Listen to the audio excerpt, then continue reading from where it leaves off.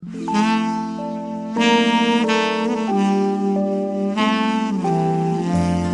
mohi te mori.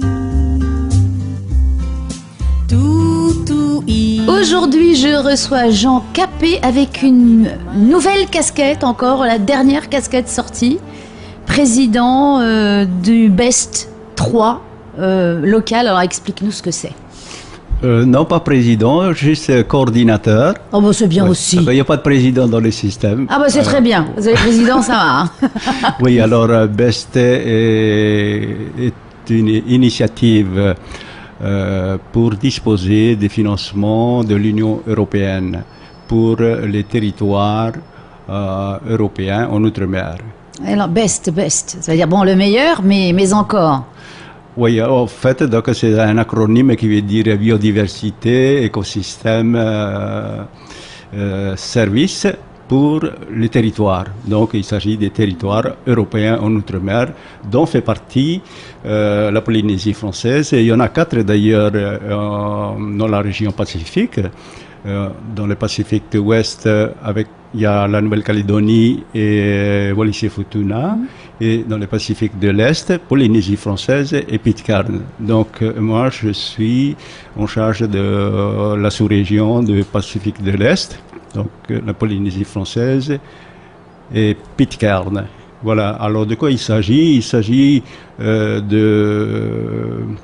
financements pour tous ceux qui veulent s'impliquer dans la conservation de la biodiversité. C'est-à-dire, si nous sommes conscients d'un problème relatif à la biodiversité, nous pouvons donc monter un dossier et solliciter...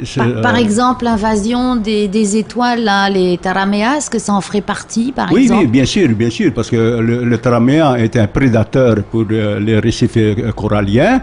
Donc ça fait partie de ce dispositif. Oui, parce que la biodiversité, il y a toute forme de biodiversité. Il y a la biodiversité terrestre et marine. C'est pourquoi donc, toi aussi, avec l'association Te Manaura, il y a des liens peut-être?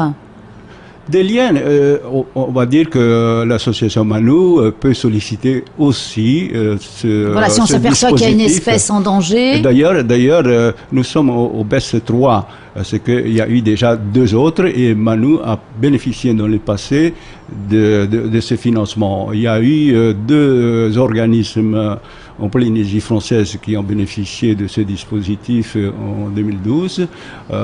Manu pour les espèces d'oiseaux menacés et le CRIOB à Montréal pour un programme d'études des récifs coralliens. Et comment ça se manifeste? Alors il faut faire des dossiers qui partent à l'Europe et qui attribuent des subventions? Tout à fait, donc c'est cela. En ce moment, nous avons lancé le projet par une réunion de lancement le 27 janvier. Voilà, il y a eu un premier atelier. Oui, nous venons de faire un atelier la semaine dernière. Et puis, donc nous préparons le deuxième atelier le 27 avril. Est-ce que c'est ouvert à tout le monde? Nous ne pouvons pas malheureusement recevoir tout le monde. Il faut s'inscrire, il faut faire une demande. Il suffit simplement de nous solliciter par téléphone ou par mail pour qu'on puisse évaluer un petit peu le sérieux de la demande. C'est que est-ce qu'il faut que ce soit une demande ou avec déjà on a une idée de ce qui peut poser problème ou alors simplement être membre? Non, on s'adresse déjà à des gens qui sont conscients de ce problème. Voilà. Évidemment, donc si c'est quelqu'un qui a aucune idée, donc on va. Oui, c'est pas pour aller faire le touriste. Hein, on vient bosser quoi en fait. Enfin, travailler dans ce sens. On vient se renseigner comment ça fonctionne, ce dispositif, et comment faire le montage du dossier. Donc, c'est quelque chose qui est quand même assez complexe. Mais disons que l'Union, via le consortium qui pilote le projet, et avec à sa tête l'UICN, c'est-à-dire l'Union internationale pour la conservation de la nature, aide les gens dans le montage de ce dossier, parce que les règles sont fixées à ce niveau-là. D'ailleurs, il faut savoir que tous ces produits-là n'est pas encore complètement terminé, c'est toujours en cours de montage. Mais l'Union européenne étant consciente de la gravité du problème et l'urgence, donc on n'a pas le temps d'attendre l'aspect administratif et juridique, donc on lance déjà voilà, parce qu'il y a déjà des problématiques qui se posent. C'est-à-dire que dès que le produit est fini dans sa conception, les fonds sont disponibles et il faut se mettre tout de suite à l'œuvre. Alors par exemple, un exemple concret de problématique qu'il faudrait régler. Tu as cité le cas de Tramea. Si quelqu'un a une idée comment venir à bout de ce problème-là, parce que le Tramea menace une zone, disons, riche en biodiversité, eh bien, donc, c'est à cette personne de venir proposer... Voilà, il ne faut pas simplement soulever la problématique, il faut aussi essayer d'apporter des solutions. Oui, tout à fait, tout à fait. Bon, on peut ne pas soi-même capable donc de résoudre tous les aspects du problème, mais on peut aussi solliciter le soutien des experts dans différents domaines pour accompagner le projet dont tu es l'instigateur. Voilà, si on s'aperçoit que, par exemple, dans un endroit, les gens s'aperçoivent qu'il y a une disparition de certains oiseaux ou de certains poissons, ou au contraire l'invasion du Myconia, est-ce que ça fait partie justement des choses qu'on peut traiter? Tout à fait, parce que si... prenons le cas de Myconia, donc nous savons que c'est un problème qui est assez gravissime et on a du mal à éradiquer le problème. Donc c'est peut-être un mauvais exemple qu'on va citer là, mais disons que si quelqu'un connaît la solution, c'est à cette personne... Ça serait bien. Oui, parce qu'il se pourrait que il y a des gens qui ont déjà une solution, mais qu'on ne connaît pas. Oui, c'est le moment c'est une histoire de partage aussi. Tout à fait, parce qu'il s'agit d'un bien commun. Il faut savoir que la biodiversité, ce n'est pas un bien... C'est notre patrimoine, c'est notre planète. Un peu quand même. Tout à fait. Il n'y en a pas trop d'autres autour sur lesquels on puisse émigrer pour l'instant. Nous avons les nôtres. Disons que environ 70% donc, de la biodiversité de l'Union européenne se trouve en Outre-mer.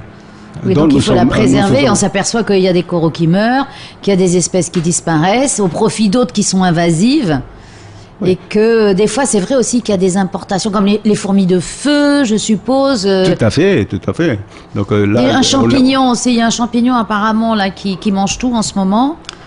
C'est tout cela. C'est tout cela.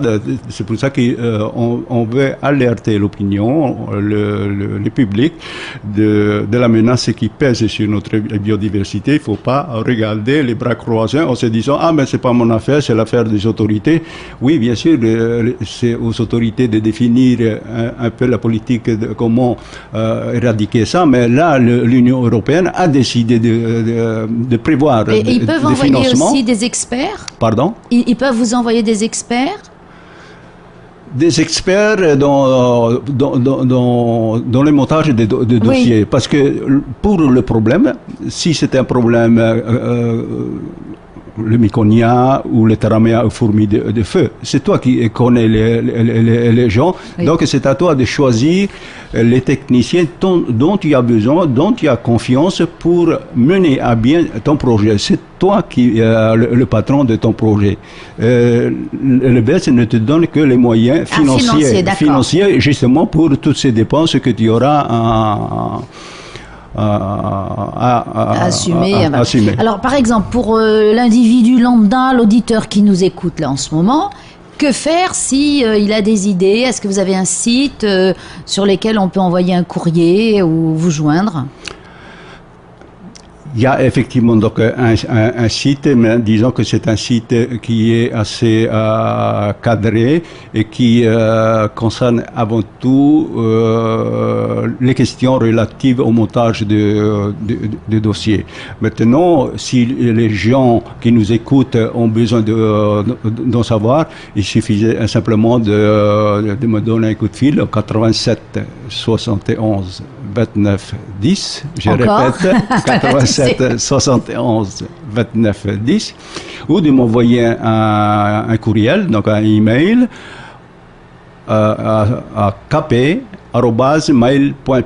Alors KP, ça s'écrit avec un K, tout en minuscule, KAPE, @mail.pf.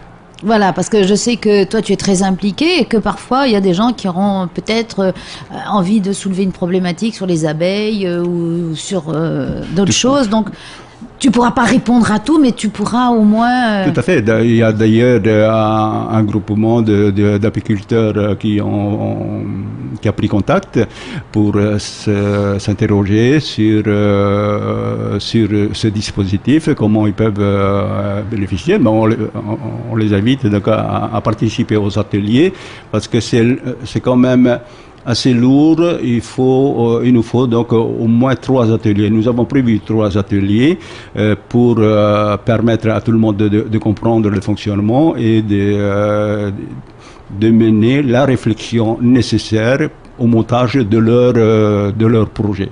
Voilà. Et nous accompagnons bien sûr les gens dans cette préparation pour faire en sorte que les demandes aboutissent. Eh bien, je te remercie parce que c'est un élément qui nous tient beaucoup à cœur, hein, la biodiversité, la sauvegarde de notre patrimoine. Donc, c'est un organisme qui est là, qui nous offre des moyens financiers. Ça court pas les rues. Alors, donc, remercions BES, remercions l'Union européenne, remercions l'Union internationale pour la conservation de la biodiversité, de la nature, qui nous offre ces moyens. Bien, ben nous serons les meilleurs, the best. We are the best. Merci.